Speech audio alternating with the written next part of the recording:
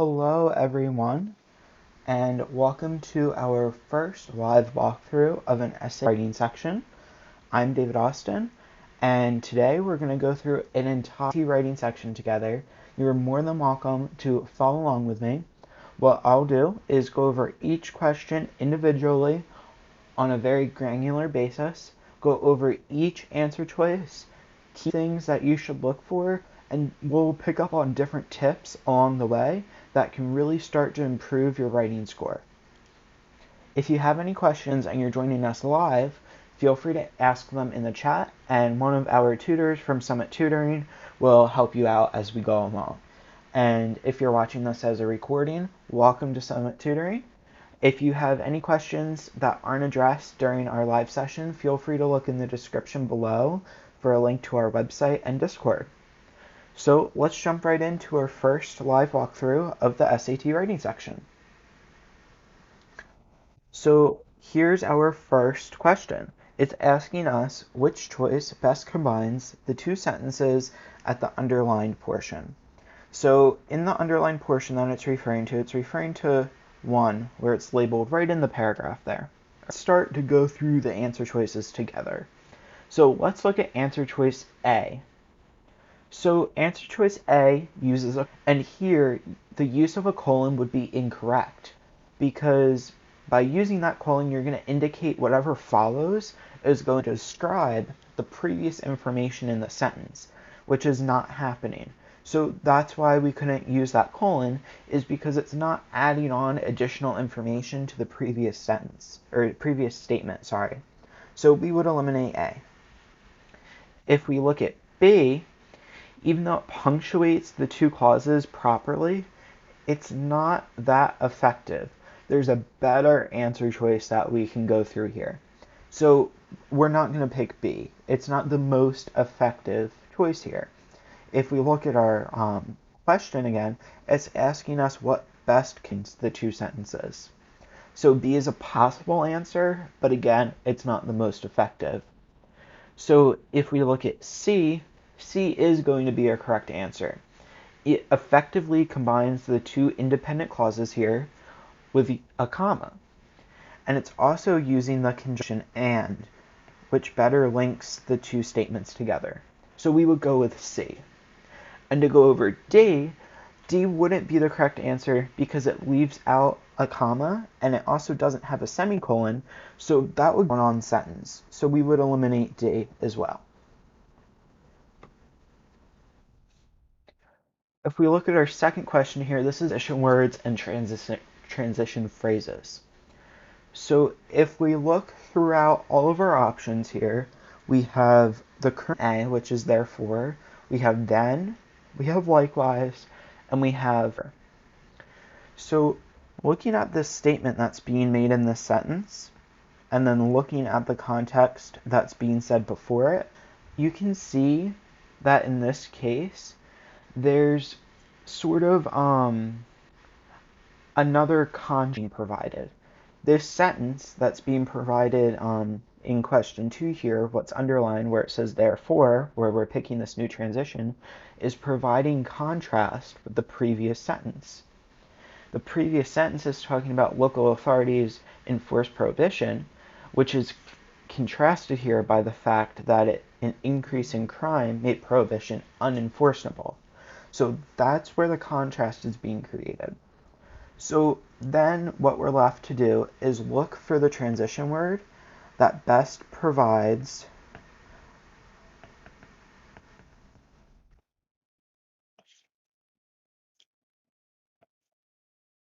the transition word that best provides the way to show a new contrasting statement.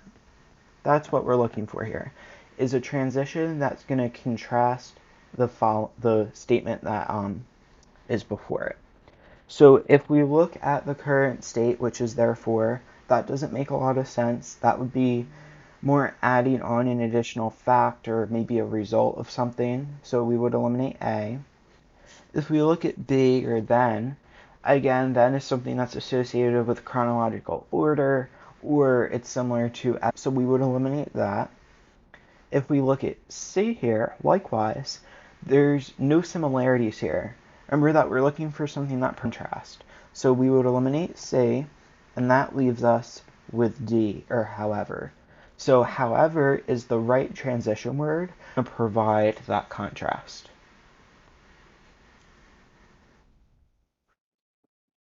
All right. So this question is about adding additional information, which if you're new to the SAT writing section, it can be kind of difficult to start to dive into these questions. So let's look at what it's asking us. So it said authors considering adding the following information, but not ownership, okay? And we have to figure out if we should have the author make this change. So the first thing that you want to do here is figure out yes or no, right? The line would go. But it's important to look at the second part of each statement here as well, because that's going to with sort of the evidence or the backing of your answer choice. So if we look at answer choice A, yes, because it sets up what's elaborated. So yes, that does make sense. If we look later in the paragraph here, after 3, it's setting up. So I'm going to leave that answer choice for now. I'll leave A as a possible answer choice. If we look at B, yes, because it provides how people circumvented the law. So this could be a possible answer choice, right? We know that we kind of do want to add this in so far, since we said A would be possible, but it's not providing an example of how people circumvented the law. So we would eliminate B for the reason that the second part of this statement simply isn't true. Look at C, no, because these details about the law have already been outlined in the passage. That's not true either. That's not really relevant to adding in this information either. So since it's not relevant here, we would eliminate C. If we look at answer choice D, no, because it confuses readers with irrelevant technical details about a law. There's no technical details here, so we would eliminate D. There's no technical details that are being talked about here. So that leaves us with A, which is what we thought in the beginning was correct, and A would be our correct answer here. We want to add in this detail because it sets up what's going to be later elaborated on in the paragraph.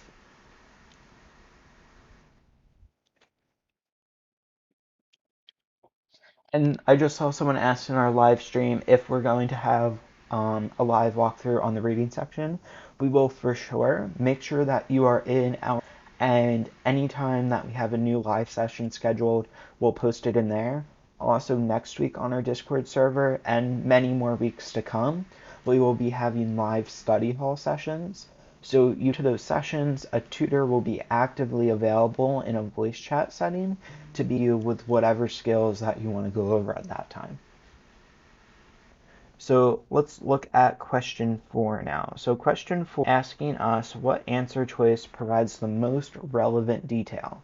Okay, so the underlined portion here, number 4, should relate to the previous sentence. And if we look at the previous sentence here, it's talking about that Americans were allowed to consume liquor even though of restrictions that were going on at the time. So what we have to look for here is what choice is going to provide the most relevant detail in the most concise way, okay? So let's look at A, or no change.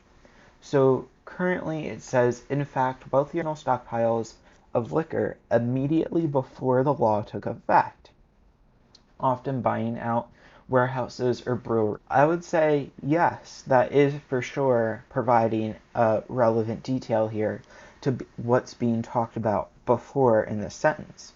So I would keep A. If we look at B, Budweiser continued to operate during Prohibition years, producing a non-alcoholic brew to conform with the law. So, okay, that would make sense in some context, but this is talking about a specific corporation, while the paragraph as a whole is talking about the citizens. So since it's too specific here, which happens a lot with writing questions, this too specific answer choice is going to be eliminated. If you look at the bigger idea of this paragraph and passage so far as a whole, it's talking about the people, not so much the corporations here. All right. So we look at C, beverages containing less than 0.5 alcohol by volume were not considered intoxicating. Okay, if we look at the sentence right before it, it's talking about personal supplies of alcohol.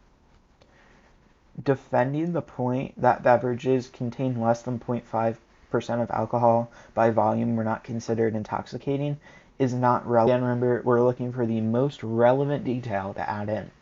So that's why we would eliminate C. If we look at D, many churches were allowed to keep wine for religious ceremonies. Again, this passage and this paragraph is talking about the citizens, people in America, and what the Americans were doing. So again, saying churches is going to be too specific and not relevant to this paragraph. So we would eliminate A, and that leaves us with the correct answer of, we would eliminate D, and that's going to leave us with our correct answer of A. So how it is right now, we chose the no change option, is good. It's talking about Americans purchasing personal stockpiles, which relates better to what's being discussed in the paragraph. So that does make sense here.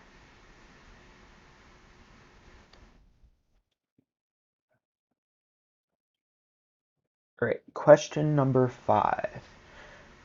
So question number 5 here, we need to figure out if we're going to change this sentence up or if we're going to keep it the same. So the concept to be tested here is dangling modifiers. So after we go through this question, if you feel like you're struggling with this type of question, if you go into Khan Academy or UWorld or any other prep book or prep web and you look at dangling modifier questions, that'll help you a lot here. We can infer that the phrase that's before this underlined portion, so appearing in major U.S. cities, is describing the speakeasies that appeared shortly after Prohibition. Remember, that's what's being said right there. So because of that phrase that's right at the beginning of the sentence, it always has to follow, it always has to be followed that it's describing. So the only option here that has a noun right after that phrase in the beginning of the sentence here is safe.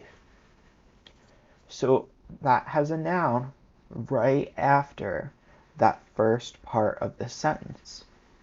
All of the other answer choices are going to be incorrect because they separate that early phrase from the noun that it's modifying, and that's going to create a dangling modifier. So for that reason, we would be able to eliminate D, B, and A because those answer choices are creating a dangling modifier, which is not grammatically correct. All right. So here we are looking at a word choice question, or these are called precision on the SAT. So we can infer in question 6 here that because they were illegal businesses, speakeasies sold liquor in a secret way. So if we look at our answer choices here, currently we have distinctively, we have deliberately, we have discreetly, we have discreetly, and then we have discreetly, okay? So the only answer choice here that's going to make sense is what? A and B are going to be wrong because that doesn't match up with what we know about speakeasies and illegal activity. So we would eliminate A and B. If we look at C, even though it looks close to D, it's not what D means. We know that discreetly means something hidden or pushed aside, sort of secretive. So that's why we would go with D. This answer choice here of C is going to be that trick word that's very similar to what's being said in D, but is not the same definition. Okay? So that's why we would go with discreetly, because it's talking about illegal, sort of secretive activities, and that relates to what's being talked about here with these illegal clubs. All right, question 7, some in-sentence punctuation with this question. So choice B is going to be correct here, and let me tell you why. So it's the only choice that effectively separates the two independent clauses using a semicolon. So if we look here, the other ways that this is being done is with a comma, which isn't going to cut it here. You have two phrases which you can connect with a semicolon. So that's why you would pick B. Answer choice A right now, how it currently is in the passage, is a run-on sentence. So that's why we would eliminate A, and we would be able to eliminate C and D for the exact same reason, because those are run-on sentences as well. The only answer choice here that's not creating a run-on sentence is by the use semicolon in B. All right. Question number 8, we're looking at pronoun use and words that are confused a lot. So pay attention here. Sentence first, so that you can get a little bit of a better idea of the context going into this question. Gangs often formed around legal alcohol enterprises, and the mafia broadened their market to include alcohol. Okay. If we look at how it is right now, there, T-H-E-I-R. So that doesn't make sense here, right? Because they're incorrectly referring to the mafia as plural. It's just saying the mafia. It's referring to one mafia, not multiple. So that's why we would eliminate A, because that's plural. And then we would also eliminate B for the same reason. There means they are, right? And that would be referring more than one person, which isn't going to be correct here. So then if we look at D here, that's going to be wrong as well.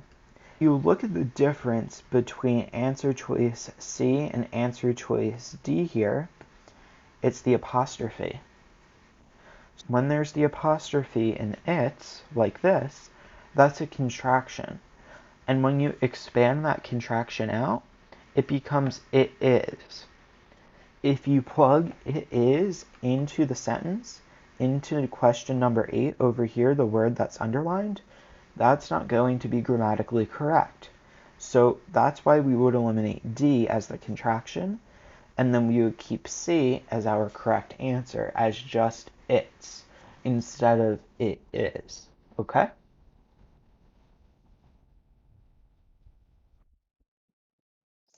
All right, question 9 here. So here we're looking at concision once again. Okay, so let's read the sentence first. Crime rates increased as much as up to 25% in some states shortly after Prohibition took effect. All right, so it sounds a little awkward right now. Okay, so if we look at the current tense that's being used right now, it makes sense in the tense. You have to pay attention because it's being redundant. Saying up to is referring to the quantity, right? And saying as much is also referring to the quantity. So in answer choice A, you're having these two phrases, or these two whatever pairs of words that are being repetitive. So that's why you would eliminate A. If we look at B here, that might make a little bit more sense. As much as, right? We consider as much as talking about as up to, which makes sense in the context here.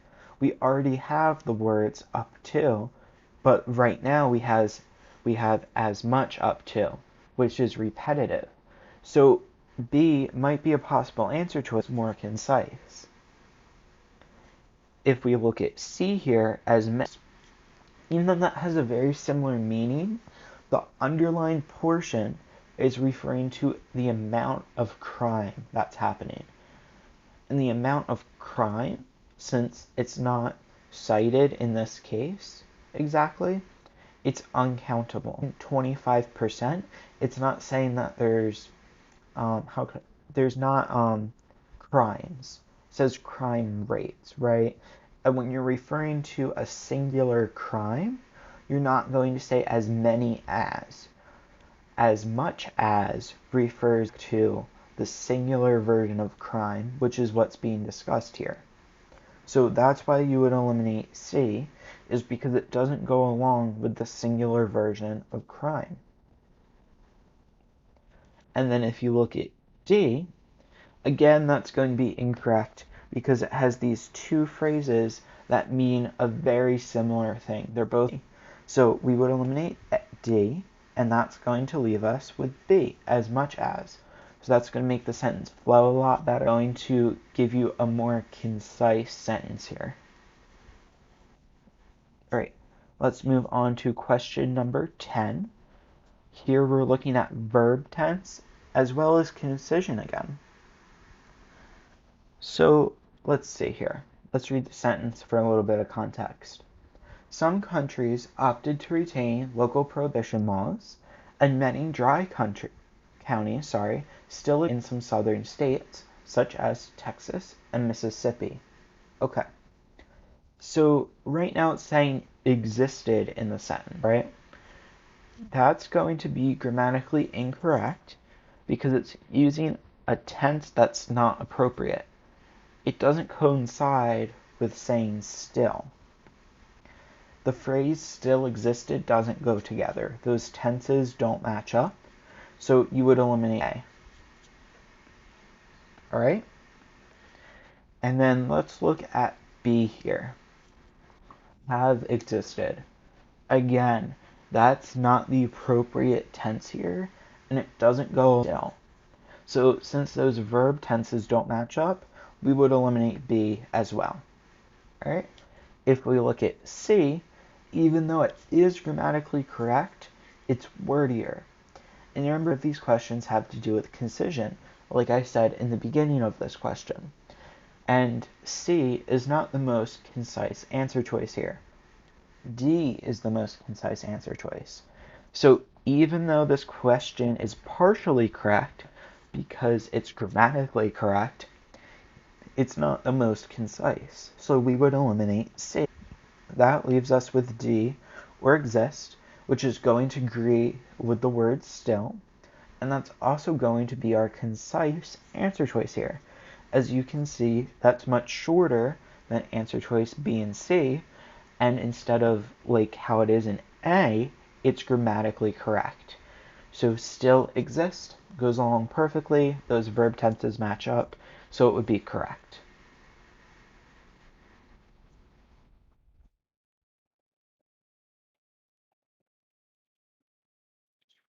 All right, question 11. Which choice best maintains the style and tone of the passage? Okay, so these questions have to do with the tone of the passage. I'll give you a second to go over the passage in your head and try to figure the tone for yourself before we go over this one.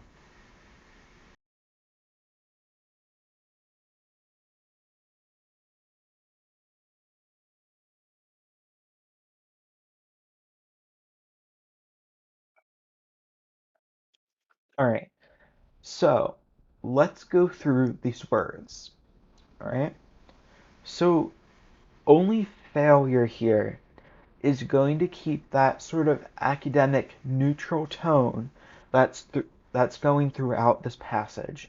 I think we could agree that what's going on in this passage here is very neutral, and it's more of just stating facts and what's going on. It's a very objective way of looking at things, right?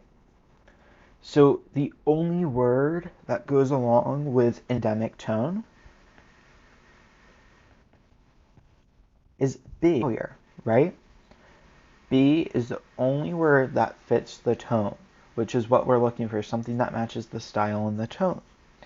So right now, flop, or answer choice A, which is no change, is not very academic or neutral sounding. So we would eliminate A. If we look at C, that doesn't make sense either. That's not academic. It doesn't sound like something you would put inside of, let's say, an expository essay. So you would eliminate C. It doesn't go along with the tone here.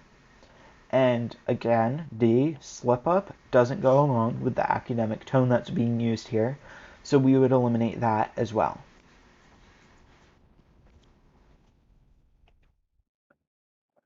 All right, so before we go on to our next questions I have for you, we're going to take a quick break, and it's going to be about a 60-second break, and then we will move right into our next question. All right, I'll see you in about 60 seconds.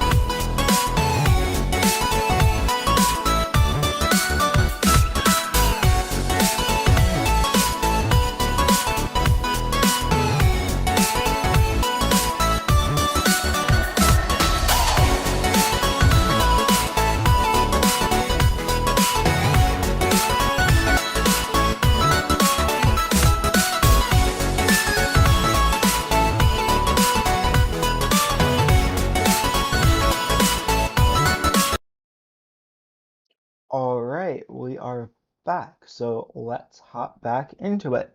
So we left off on question 11, which was the end of the American alcohol prohibition era article. So now we're going to move into a new article or a new passage, and that is balloons take flight. So that leaves us at question 12. Alright, so question 12 is another precision question. You can see that so far on this test, we've had several precision. So this would be a really important skill to practice. Alright, let's take a look here. Answer choice A. So answer choice A does accurately describe the noun that's being talked about after. Saying balloons, blimps, all that. So A does work here as it describes the noun that's following. So we're going to keep A for now. If we look at B, B is going to be incorrect because we can't classify balloons as airplanes, right? That doesn't make sense. We know that watercraft isn't a balloon, right? You don't put balloons in the water. So we would eliminate C. And is a balloon just like a watercraft? You don't put a balloon in water. So you would get rid of D here as well. And that leaves you with no change because that's the only that's relating to these sort of air vehicles, if you will. It's not exactly an airplane, even though that's close, and it's for sure C or D because they both have to do with the water. All right, let's move on to question 13 here. Question 13 is a verb tense question, and also it's a subject-verb agreement question. So the sentence that 13 is in, which is right here, okay, the sentence is describing a universal physical phenomenon. So because of that, the verb that we're looking for has to be in the present tense, all right? So if we're looking for a simple present tense, we're also looking for something that describes the buoyant force right here in a singular way, okay?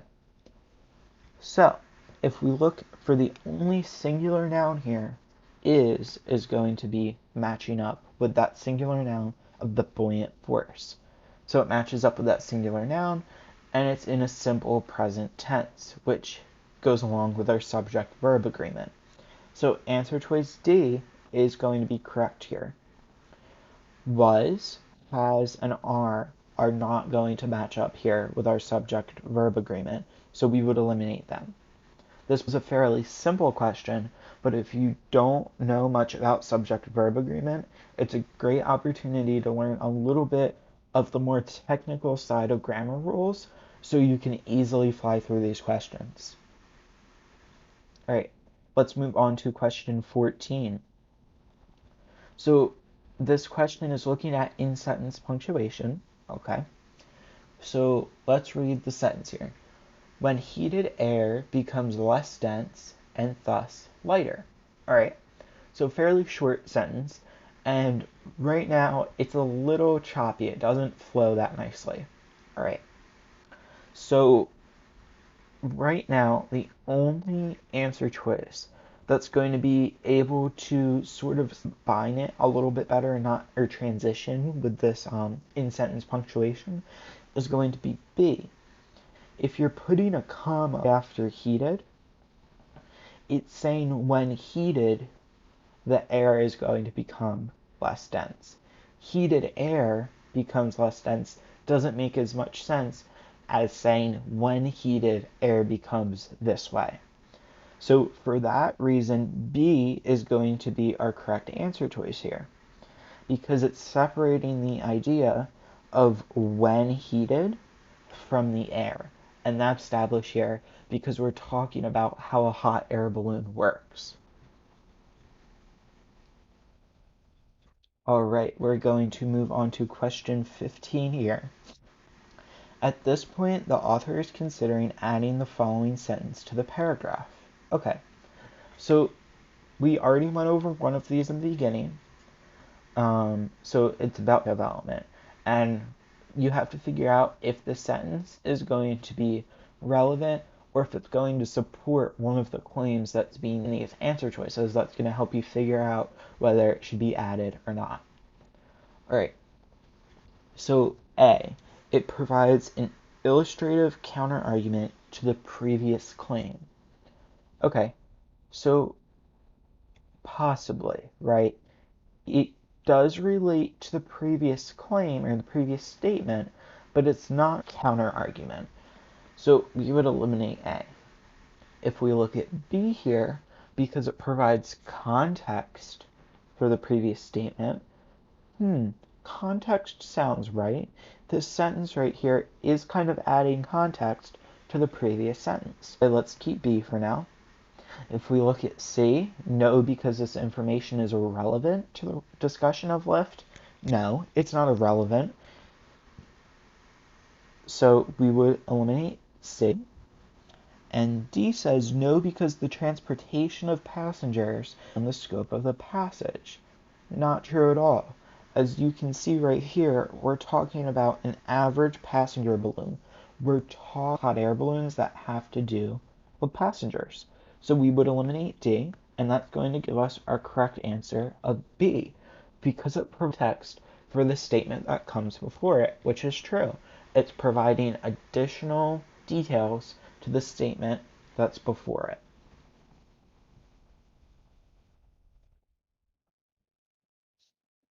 All right, question 16.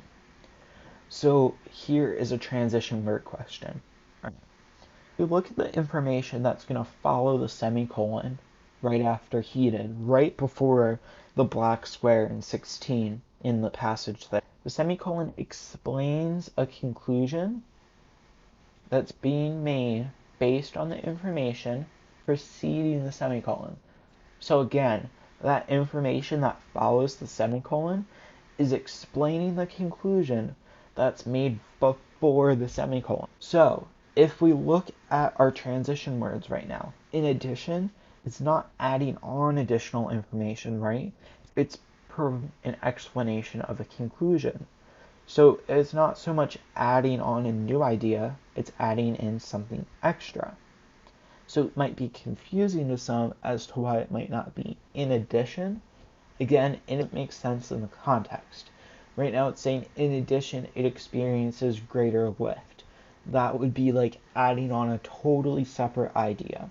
Yes, it is adding additional detail, but it's not adding a new concept or a new idea. So we would eliminate A. B, or but, again, it's not providing some sort of contrasting view here, so we would eliminate B. If we look at C, or therefore, that seems pretty close. It's talking about the result of something, which would go along with saying there. So C might be a possible answer choice. If we look at, for example, the example that's being talked about here, it's talking about results of this. It's talking about an explanation of the conclusion, right?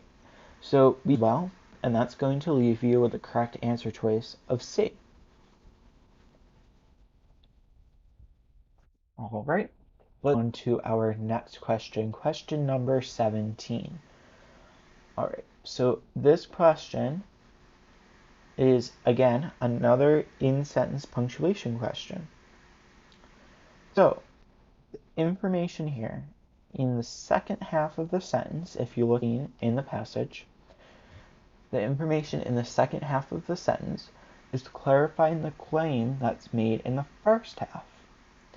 So, if we think about the various punctuation options we have to do that, right now we have a comma, we have a colon, no punctuation, we have D. So D doesn't really go along with that. That's going to kind of be something that you would trail off with. Usually you would see that in speeches. So you're going to eliminate D here. You're not trailing off, you're on a clarification to what's being claimed in the first half of this sentence. If we look at C, you know you need punctuation here, okay? You want some punctuation that's going to link those two ideas together. So we know that we can use a colon to add on additional information, so we're going to keep B as a possible answer choice. And if we look at A, or no change, we don't want a comma. Comma is going to be a temporary pause in the sentence. It's not going to be as much as adding on an additional piece of information. So we would eliminate A. And then we would have B as our, as a colon is going to most effectively add on that information that's coming after that colon, okay? Let's move on to question 18. Which choice provides the best combination of the sentences at the underlined portion? Okay, so the second sentence here is giving an effect that's happening of the information in the first sentence. So, if we look at how our choices here, the one that's going to most effectively describe the cause and effect relationship, that's what we're looking for. They. Alright, so that sounds like a possible answer choice, right? It's talking about cause and effect. Because they. Careful here. Even though because they sounds like it could be talking about that cause and effect relationship, there's no comma. And we're going to need this comma to sort of separate the cause and effect here. So we would eliminate B for that reason. If we look at C, again, if we were to put any comma here, that's not going to flow well in our sentence, so we're going to get rid of C as well. And then that leaves us with D and A. So if we look at the difference between but they and so they, okay? So they is going to be better answer choice here because it accurately expresses the cause and effect relationship. So you would keep D. If you look at A, but they, is providing almost an additional detail, not linking together the cause and effect relationship as effectively as D does. And again, we know that we're looking for the best combination here. Even though A is pretty close to what we want, it's not, so that's why we will go with D. Alright, question 19, passage development question. We're asked which choice provides the most relevant detail, right? So the paragraph as a whole describes detail of operating gas balloons under normal environmental conditions. Okay. So the length of time that a balloon could stay afloat would be a relevant detail. So if we look at our current choice right now, it's saying that gas balloons can remain afloat for much longer than standard hot air balloons. That's going to be a relevant detail. So we would keep A. If we look here, that's not really going to be supported by the rest of this paragraph here. So we would eliminate B. If we look at C, same issue as B. There's no supporting detail in the rest of this paragraph. So we would get rid of that as well. Alright, if we look at D here, gas balloons do not require special pilot. Alright, again, that's not going to be relevant to what's going on here, okay? So since that supported detail, right, in gas balloons do not require special licensing, since it's not relevant to the rest of our passage here, we would eliminate that. The only relevant detail is what's currently in the article, or A, no change. Alright, so if we look at question 20 here, which is a verb tense question, we need to figure out what version of this is the proper use of verb tense. So the sentence is describing a process or a routine. So again, simple present tense. The only present tense option here is D. A is not in present tense, B is not in present tense, and C is not in present tense. So that's why we will go with D here, because it's in simple present tense. Alright, question 20. So here we're looking at possession, alright? So craft is being used as a possessive noun. So the apostrophe and the S are going to be necessary. So if we look at our options here, A is not going to be correct because you're not talking about plural crafts being. So that's why you would eliminate A. You know you want some sort of possession, so you would require an apostrophe. So that would be able to get you to eliminate B and D because those apostrophes. That's why you could get rid of those. And the only answer choice left is C, or crafts. So that properly supports that craft is being preceded by the article the, so we know that craft is going to be singular, and S support craft as being used as a possessive noun. So that's why C would be your correct answer here. Alright, so at this point in time, the writer is considering adding the following sentence to the paragraph. So did the writer make the addition here? Alright, so like I said in the beginning of this review, you're only wanting to the relevant details, right? And when you're trying to figure out if you want to add this in or not, you really have to start to consider the set of each claim here. Some parts are going to be relevant to what you're doing, and some parts aren't going to be relevant at all. So by looking at the answer choices here, just be the no, you're going to start to get a better idea of if you should really include it or not.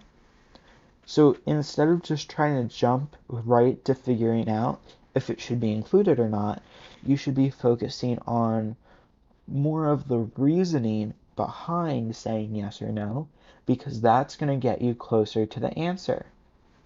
Alright, so let's see about this one. Answer choice A is saying, yes, we should add it in because it provides an informative comparison to another type of belief that's being discussed in the passage, which is true. It is providing an informative comparison. So we're going to hang on to A. All right. If we look at B, yes, it provides an effective summary of the passage. All right. So it's not really providing a summary at all. There's no summarizing that's happening here. So we would eliminate B. If we look at C, because the discussion of piloting a balloon is beyond the scope of a passage. Okay, so that could be a possible answer choice, but it's not really relevant because the discussion of piloting a balloon is beyond the scope of a passage. So it's just not true. It's not really beyond the scope of it's what the passage is about. So that's not really relevant here. So we would eliminate C because we know that it is included in the scope of the passage, right? So this answer choice doesn't make sense of trying to prove that it's irrelevant. All right. And D, no, because the writer fails to support his claim with quantitative data. There's no claim that's being made in that sentence that requires quantitative data to support it. So we would eliminate that as well. All right. And so that's going to wrap up our balloons take flight article. Now, I was trying to keep this about an hour, which is what we hit. So we are going to pick up on this live session.